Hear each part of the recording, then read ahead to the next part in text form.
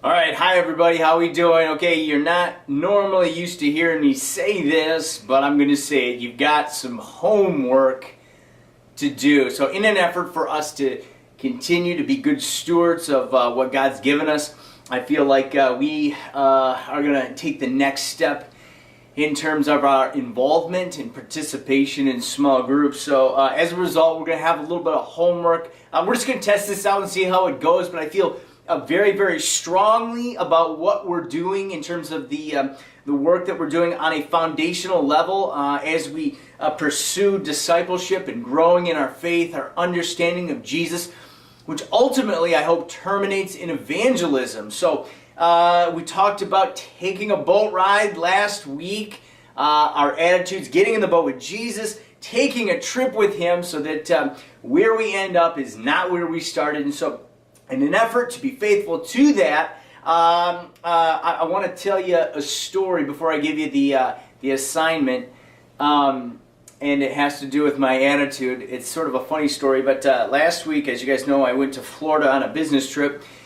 This was on the plane ride as we were getting into Fort Lauderdale, and again, so I'm tested initially with my phone not working. Then the second thing that I'm tested with, we've been on the plane almost the entire time, and I sat next to this lady who would not, I was so hoping, it was an early morning, I was so hoping to get some sleep, and she talked to me the entire time. It was insane. Her daughter actually was trying to get her attention so that they could have a conversation or hang out. She was only like 4, and this woman would not stop talking to me. So anyways, I entertained her, and I didn't get any sleep, but we were there. I mean, we were over Fort Lauderdale, and normally when we get, you get to the destination, the pilot comes over the plane, or over the intercom, and he lets us know, lets you know that they're going to be descending, and there perhaps might be some unstable air. Well, it did not happen like that. This guy, he just put us into a nosedive, and we went charging toward the ground, okay?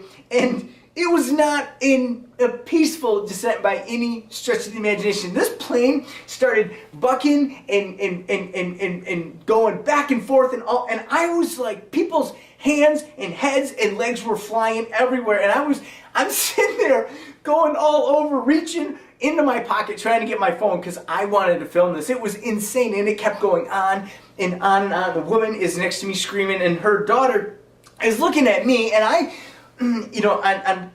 honestly, I'm as traumatic as this was, I've never been in a plane that had that type of air turbulence for that extended period of time, but it was happening, and I didn't know if we were going to land and there was going to be anything left of the plane. But I remember sitting there while everything was going on, and I thought to myself, this is not the way I want to go. I'd like to say goodbye to my wife and my daughter, but if I do go, I know what's going to meet me on the other side. And I tell you that story because it was a powerful moment to me. I had been thinking and meditating and intentionally spending time going over my attitudes and the way that I carry myself and the way that I think and the way that I talk.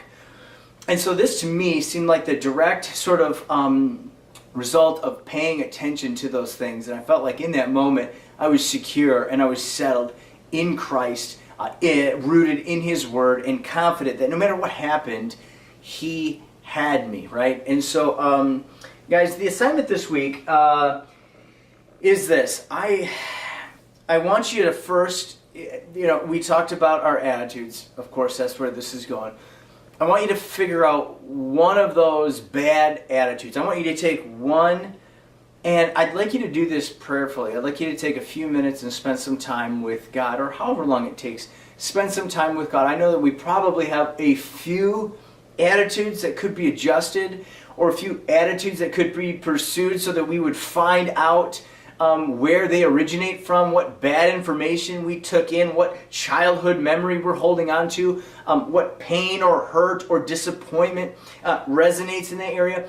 And so what I want you to do is just take some time and prayerfully consider what that is. And you can do more than one, but for the purpose of our assignment, pick one, identify it, okay? And so for me, honestly, I'll just give you an example. It's to be nice, right? I'm not always the nicest guy. I'm not always the most fun guy to be around. Sometimes I'm just so focused on the business of life that I forget to be nice. And that's a problem, right? The Lord has highlighted that in my life.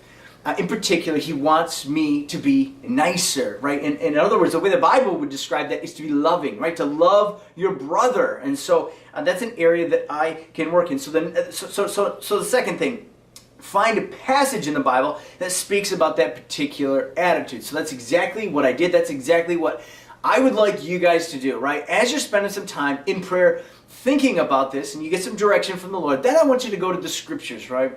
And whether you go online and you Google it, or if you look and you index it in your Bible, I want you to spend some time and look at some different verses that speak to that attitude or that issue. And I want you to spend some time allowing God to minister to you through His Word.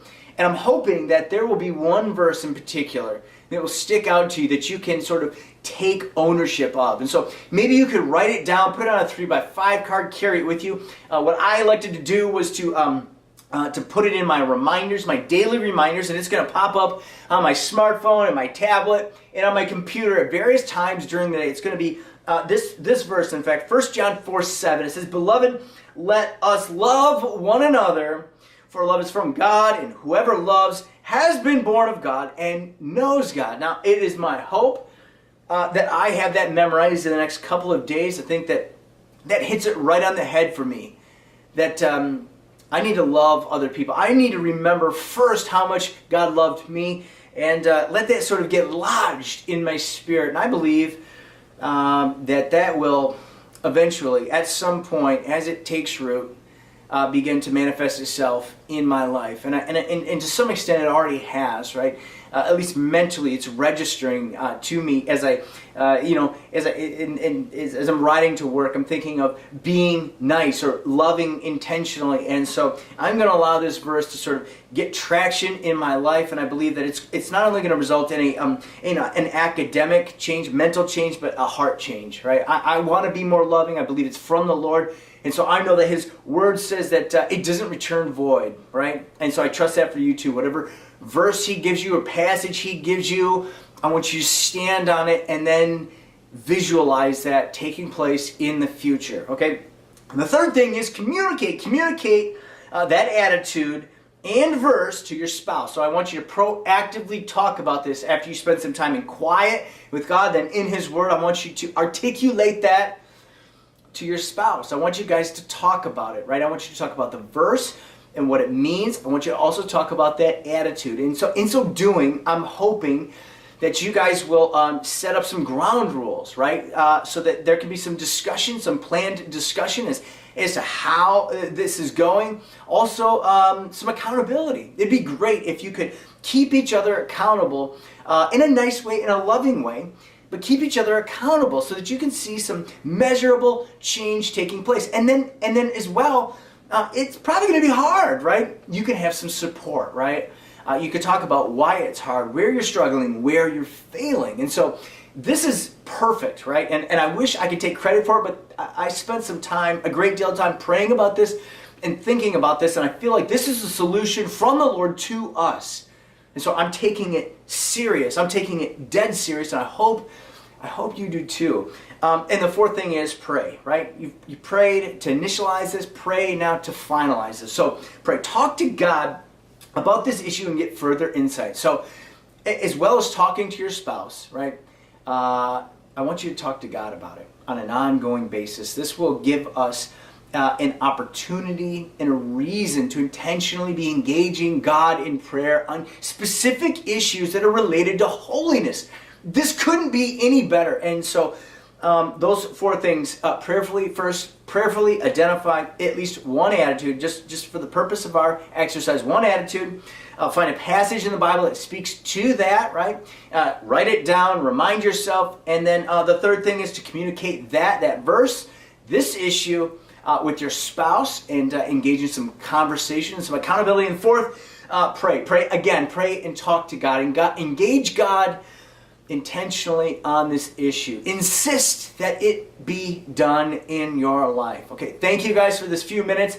I'm randomly randomly, we're not all going to talk about this at the beginning of our next meeting, but I'm randomly going to choose some of you, so I hope that you guys, I can't wait. I'm sure you guys are an awesome group. I'm sure you're going to take this seriously, but I'm going to handpick a couple of you and hopefully get some feedback and some testimony so that we can honor God right at the start of our meeting. So I love you guys. And I'm so excited for what God's got in store for us as a group as we move towards next semester and a little bit further into the Gospel of Mark. Thanks. Talk to you later.